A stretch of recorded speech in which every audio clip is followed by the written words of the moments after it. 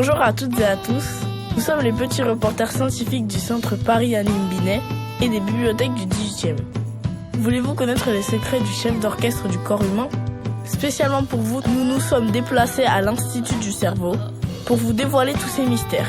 Asseyez-vous confortablement, montez le son et partez en exploration avec nous. Les petits reporters, toujours là pour vous informer. Connaissez-vous l'hôpital de la Pitié-Salpêtrière ? Si ce nom ne vous dit rien, nous allons raconter l'histoire de cet immense ensemble de bâtiments. Situé au cœur du 13e arrondissement de Paris, il regroupe 90 bâtiments disposés sur 33 hectares. Cet hôpital a été construit au XVIe siècle. Aujourd'hui, direction l'ICM, c'est-à-dire l'Institut du cerveau, qui a été construit en 2010. Bonjour messieurs et mesdames, vous êtes en direct pour le podcast des petits reporters. Parlons du cerveau. Le cerveau est l'organe le plus complexe du corps humain. Une fine couche toute plissée forme sa surface. Elle ne mesure que quelques millimètres d'épaisseur, mais c'est là que sont traités tous les messages en provenance du corps. Le cerveau est comme le chef d'orchestre du corps. Il maîtrise les 5 sens, la vue, l'ouïe, l'odorat, le goût et le toucher. Il est composé de graisse, mais surtout de cellules, les neurones. Vous savez combien il y en a dans le cerveau ? Plus de 100 milliards ! L'épilepsie. L'épilepsie est une crise qui s'enclenche à n'importe quel moment. Les muscles se contractent brusquement, les yeux se mettent à tourner, cette réaction est assez spectaculaire. Cela se produit lorsque les 100 milliards de neurones dans notre cerveau fonctionnent tous en même temps. Il y a différents cas d'épilepsie. Vers 12 ans, on peut avoir des moments de crise, mais quelques années plus tard, cela ne se produit plus. Pour guérir de cette maladie, on peut prendre des médicaments, mais sur certains enfants, cela ne fonctionne pas. Alors on se fait enlever une petite partie du cerveau par un chirurgien. Dans l'Institut du cerveau, l'équipe de Stéphanie Bollac est spécialisée sur cette maladie. Comment vous appelez-vous ? Alors moi je m'appelle Lorraine, j'ai 27 ans et je travaille dans le laboratoire, je suis doctorante, donc je travaille sur l'épilepsie aussi et je travaille avec les animaux et plus spécifiquement avec les souris. Alors, moi, je m'appelle Marion, j'ai 25 ans et je suis ingénieure dans l'équipe. Et donc, je travaille avec tout le monde dans l'équipe et notamment sur les souris, comme Lorraine. Salut, moi je m'appelle Marina et j'ai 27 ans et je suis doctorante en neurosciences comme Lorraine et Lina et je travaille sur les épilepsies et mon modèle de travail, c'est les mini-cerveaux. L'épilepsie peut s'attraper autrement que dans les gènes. Alors oui, l'épilepsie peut apparaître spontanément durant le développement, donc durant la grossesse par exemple. Le bébé, il peut avoir l'épilepsie spontanément, donc comme ça, directement. Donc c'est pas juste héréditaire par le papa ou la maman.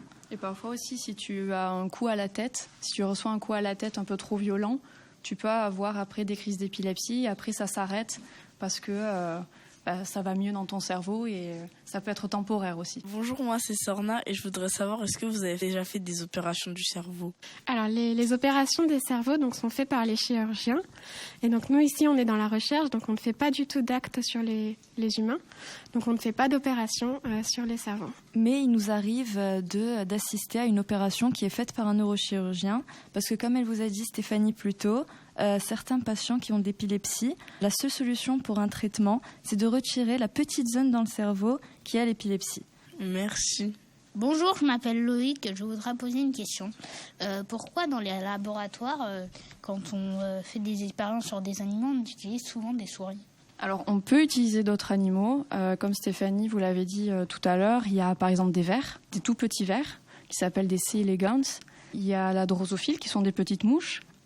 Il y a des poissons, les poissons zèbres qu'on a vus, et il y a aussi la souris. Et c'est vrai qu'en général, on utilise la souris parce que c'est un animal un peu plus complexe et qui ressemble un peu plus à l'homme, quand même, par rapport à un ver. On est d'accord ? Donc, c'est pour ça qu'on utilise des souris, essentiellement. Merci. Moi je m'appelle Gaëlle, j'ai 9 ans, mon plat préféré c'est l'œuf et je voudrais poser une question à Lina. Est-ce que l'épilepsie est contagieuse ? Bonjour Gaëlle, enchantée, moi c'est Lina. Mon plat préféré c'est les burgers. Et donc l'épilepsie n'est pas contagieuse, donc c'est une maladie neurologique du cerveau qui ne peut pas être transmise. Donc, comme Stéphanie vous a dit plus tôt, si je te touche par exemple, tu n'auras pas une transmission, tu n'auras pas l'épilepsie. Donc c'est ce qu'on a dit, c'est soit ça apparaît spontanément durant la grossesse, ou sinon ça peut être héréditaire de ton papa ou de ta maman. Mais ce n'est pas contagieux et il faut se rappeler de ça. D'accord, merci beaucoup. Au cœur de l'Institut du cerveau, nous avons rencontré Marina, une chercheuse qui nous a fait découvrir les mini-cerveaux. Mais savez-vous ce que sont ces mini-cerveaux ? Ce sont des sortes de petits grains de riz immergés dans un liquide transparent. À votre avis, pourquoi Marina et les autres chercheurs utilisent-ils ces minuscules cerveaux artificiels ? En fait, ces petits cerveaux servent à faire des expériences sans prendre des cerveaux humains pour se rapprocher le plus de l'homme. Comment fabrique-t-on les mini-cerveaux ? Donc les mini-cerveaux, c'est des cerveaux artificiels. Ça veut dire qu'ils n'existent pas dans la nature. Et pour les fabriquer, on prend les cellules des patients, qui s'appellent des cellules souches. Et c'est un type cellulaire qui peut donner n'importe quel autre type de cellules qu'on a dans notre corps. Et vous vous souvenez que dans le cerveau, on a des neurones. Et du coup, quand on prend les cellules souches des patients, nous, on en produit des neurones en 3D. Et c'est ça qu'on appelle les mini-cerveaux. Mais ça leur fait mal ou pas ? Aux patients ou aux mini-cerveaux ? Aux patients. Aux patients, ça leur fait pas mal du tout. Donc, on fait ça en prélevant un peu de sang de ces patients. Donc, c'est comme tu te fais une petite piqûre. Donc, c'est vraiment rien. C'est comme si on te faisait une prise de sang un peu. Oui, voilà. C'est exactement ça. Ça fait pas mal du tout. Et du coup, vous pouvez les prendre comme ça et les regarder. C'est vraiment rien d'impressionnant. C'est des petites boules blanches comme ça. On peut en fabriquer une centaine par groupe. Et après, on les utilise pour des différents tests, soit histologiques, soit électrophysiologiques. Ça dépend vraiment de ce qu'on veut voir. Mais vous pouvez les passer si vous voulez. Ouais, ça c'est un cerveau de souris. Je savais pas qu'ils étaient aussi petits. Ouais, c'est un vrai. Pourquoi ils sont conservés dans de l'eau ? Parce que l'eau contient des conservants justement pour ne pas qu'ils pourrissent, pour qu'on puisse les utiliser, pour qu'on puisse les garder. Qu'est-ce que vous avez fait comme étude et d'où vous venez, s'il vous plaît ? Je suis serbe, j'ai grandi en Serbie et j'ai déménagé à Paris pour faire mes études ici. Et donc j'ai fait des études en biologie. Qu'est-ce que vous voulez faire au début ? C'était quoi votre intention ? Quand j'ai commencé mes études, je voulais juste étudier la biologie en général. Je n'avais pas vraiment de but précis pour mon métier après. Et c'est pendant mes études que je suis tombée amoureuse avec la génétique et le cerveau. Et j'ai eu de la chance parce que Stéphanie m'a accueillie dans ce labo où je peux faire les deux. J'aimerais poser une question. De quelle matière est composé le cerveau ? Elle est composée, donc le cerveau est composé de différentes molécules. Donc on a des lipides, c'est des gras, on a des protéines, des sucres, de l'eau, beaucoup d'eau. Voilà, c'est des principales composantes. Après, une cellule, elle est composée de tout ça et on a des billions et des billions de cellules dans un cerveau. Mais nous pouvons aussi étudier les cerveaux humains grâce à une machine. Elle s'appelle l'IRM, c'est-à-dire l'imagerie par résonance magnétique. C'est une photo du cerveau qu'on analyse. Cette méthode nous a permis d'améliorer considérablement la compréhension de notre cerveau. Alors là, il y a une expérience en cours. Il y a une chercheuse, il y a des manipulatrices radio qui s'occupent de la machine et il y a une chercheuse qui est en train de faire une expérience. Donc c'est elle qui va un peu vous parler de ce qu'elle est en train de faire. Mais en même temps, elle doit aussi parler au sujet qui est dans la machine. Donc, il faut être assez silencieux à un moment. Et puis, à d'autres moments, vous pourrez lui poser des questions. D'accord ? Allez, on y va. Bonjour. Alors, vous pouvez pas voir la machine d'IRM parce qu'on a éteint la lumière. Parce que le participant qui est dans l'IRM doit être un peu dans sa bulle pour pouvoir voir des images et répondre à des questions. Là, plutôt juste répondre à des questions. Donc, on ne peut pas allumer la lumière et on ne peut pas rentrer dans la machine parce qu'il y a un examen en cours. Mais de toute façon, de base, vous ne pourriez pas rentrer dans la machine comme ça. Vous auriez pu la regarder à distance. Parce que c'est un gros aimant, comme un super aimant, qui est tout le temps allumé. On n'éteint pas un aimant. Donc il faut faire très attention pour rentrer. Est-ce qu'on va voir le cerveau en train de penser? Oui, là, on le voit en fait. C'est-à-dire, en fait, là, la participante, elle est allongée dans le scanner. Elle voit en fait les chiffres sur l'écran. Là, elle voit un croix de fixation. Donc là, elle va avoir 3 chiffres. C'est très facile en fait. Et elle doit indiquer lequel il voit. Un 1, un 2 ou un 3 en fait. Donc là, en fait, la technicienne, elle va lancer le scanner qui va commencer. Vous entendez le ti-ti-ti-ti-ti-ti-ti-ti-ti. Ça envoie en fait un trigger ici, c'est-à-dire comme un petit signal en fait, un 5 en fait. Et au bout de 12 secondes environ, ça va disparaître. Il y aura un croix de fixation pendant 15 secondes où on regarde le cerveau au repos. Et après, elle voit des chiffres sur l'écran. Par exemple, un 001 en fait, ou un 020 ou 003. Et elle doit nous dire si elle voit un 1, un 2 ou un 3. Et donc ça, c'est la condition facile. C'est facile à faire. Comment la machine marche? Comment la machine marche? Alors, en fait, ce qu'elle mesure, c'est ça. Donc, elle mesure l'oxygène qui est magnétique, en fait. Et par exemple, quand on utilise une partie de notre cerveau pour dire si on voit un 1, un 2 ou un 3, et ben, en fait, cette région du cerveau a besoin de l'oxygène. Donc, c'est le sang qui rapporte de l'oxygène dans cette région-là. Et l'oxygène dans un champ magnétique et magnétique, en fait. La hémoglobine, en fait. Et donc, du coup, c'est ça qu'on mesure. Et là, par exemple, ça, c'est la condition facile. Donc, c'est hyper facile. Si tu vois, en fait, un chiffre, bah là, le 2, il faut appuyer sur 2. Si tu vois un 3, il faut appuyer sur 1, sur 1. Donc, ça, c'est hyper facile. Mais vous allez voir, en fait, qu'on c'est difficile. Et là, on voit le cerveau penser, en fait. Mais on peut avoir un traumatisme ou pas? Non, c'est ce qu'on n'appelle pas invasif. C'est-à-dire, c'est un champ magnétique, en fait. Et on mesure l'oxygène qui est dans ton cerveau. Et en fait, ça reste en dehors de ton cerveau. C'est-à-dire, rien t'arrive, c'est pas des rayons, il n'y a rien, en fait. D'accord, merci. Est-ce que quand on dort, le cerveau, il pense au rêve ou il pense à autre chose? Il n'est jamais éteint. Il fait toujours quelque chose. Donc, il n'est jamais, en fait, vraiment au repos. Il ne dort jamais vraiment, le cerveau. Merci. Mais elle ou il reste combien de temps? La participante? Oui. Donc là, ça fait une bonne heure qu'elle est dans le scanner, en fait. Donc ça, c'est très long, en fait. Ça, c'est des protocoles de recherche. Et elle va rester combien de temps encore, la patiente? Là, elle va rester encore 10 minutes, juste pour mesurer le cerveau, en fait, quand elle fait rien, en fait, pendant 10 minutes. Et on lui demande de ne pas s'endormir, ce qui est très difficile au bout d'une heure, en fait. Donc. Alors, voulez-vous en savoir plus? Continuons notre enquête. Nous sommes allés à la rencontre de Stéphanie Bollac, l'une des chefs d'équipe de l'ICM. Comment on devient chercheur? Alors, on fait un bac scientifique. Et puis après, moi, je suis allée à la fac. Je suis allée à l'université pour apprendre la biologie et la génétique. J'ai fait 5 années d'études à la fac jusqu'à avoir un diplôme de master 2. Et après, j'ai fait une thèse, un doctorat. Et donc, la thèse, Lina et Marina, elles sont en thèse en ce moment. D'accord?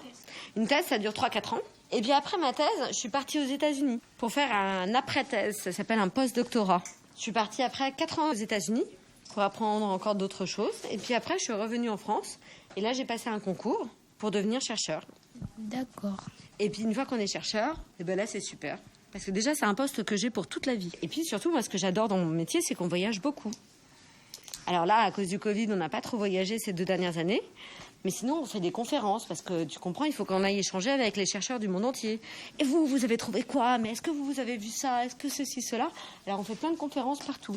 Est-ce que vous aimez votre bureau? Mon bureau? Alors, j'aime beaucoup mon bureau. Parce que, tu vois, je l'ai décoré avec des petites choses que j'aime bien. Là, il y a des photos de mes enfants. Mais t'as vu que j'aime bien les plantes.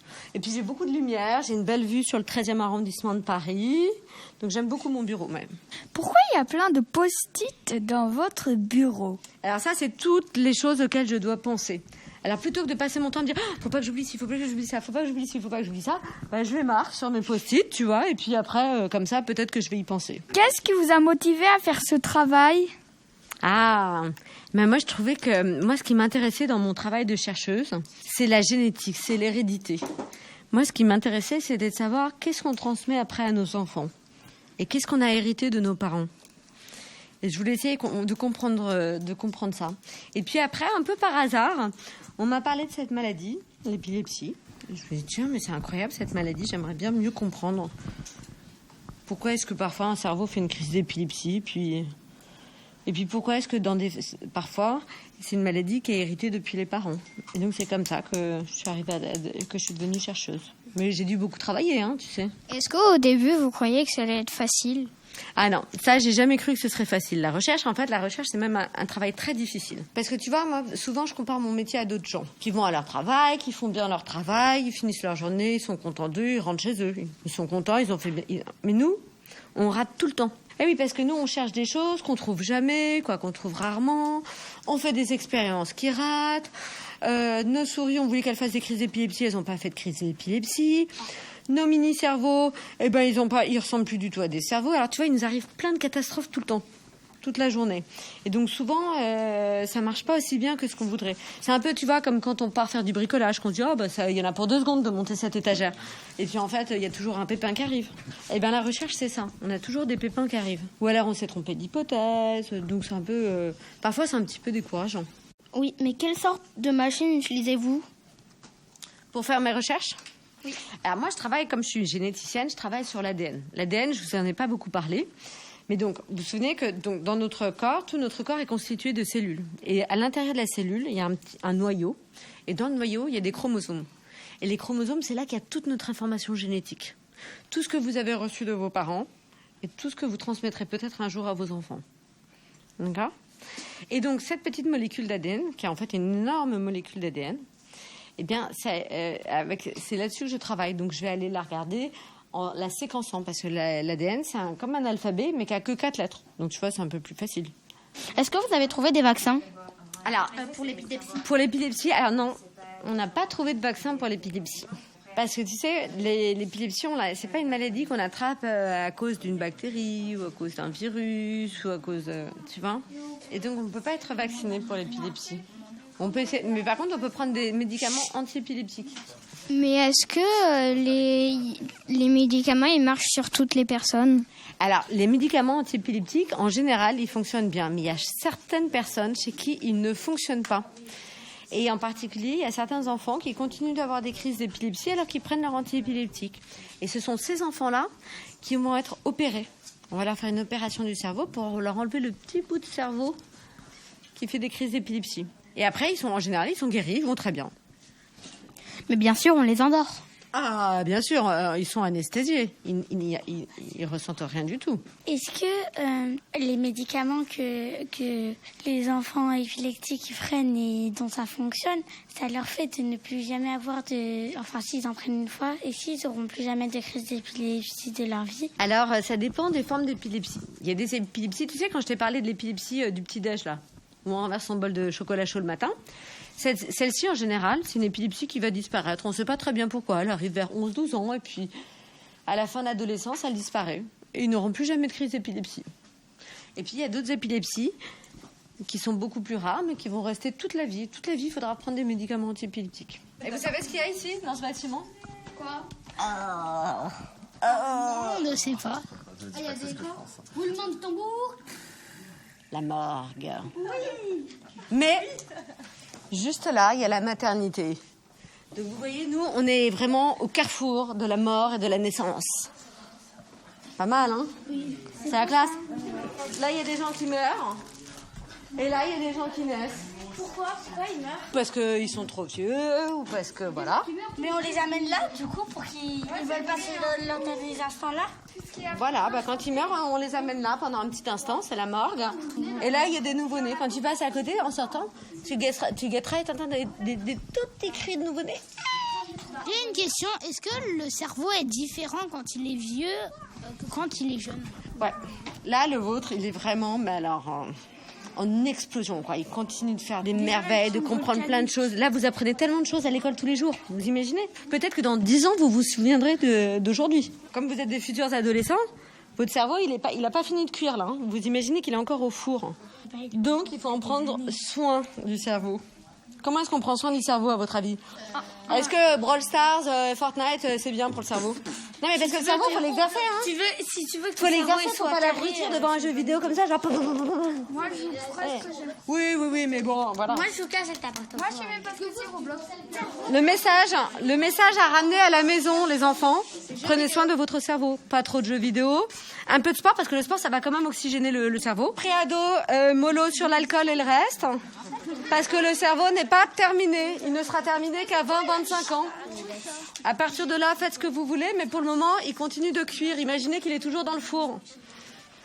Donc, si tu commences à sortir le cerveau, le gâteau du four alors qu'il n'est pas cuit et que tu commences à le tribouiller, ça va être, ouais, et puis ça va être raté à la fin, tu vois. Donc, on ne touche pas à son cerveau tant qu'il est en cours de développement. C'est-à-dire, on touche pas son cerveau. Tu vois, on essaie de pas trop mettre de jeux vidéo ou de substances bizarres ou tu vois, on essaie de pas trop s'abrutir, quoi. Ok. Merci les autres aussi. Et ce podcast a été présenté par Jules, Gustave, Ryan, Loïc, Gaël, Sorna, Bouquet et Rose. Le projet a été encadré par Michel, Coralie, Léo, Christine et Alexandre. Et la musique, c'est nous qui l'avons écrite.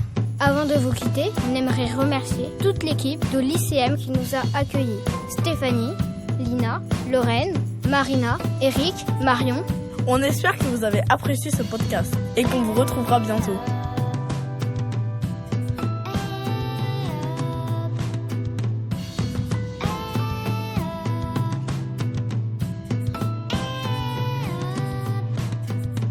Prenez soin de votre cerveau, on n'en a qu'un seul.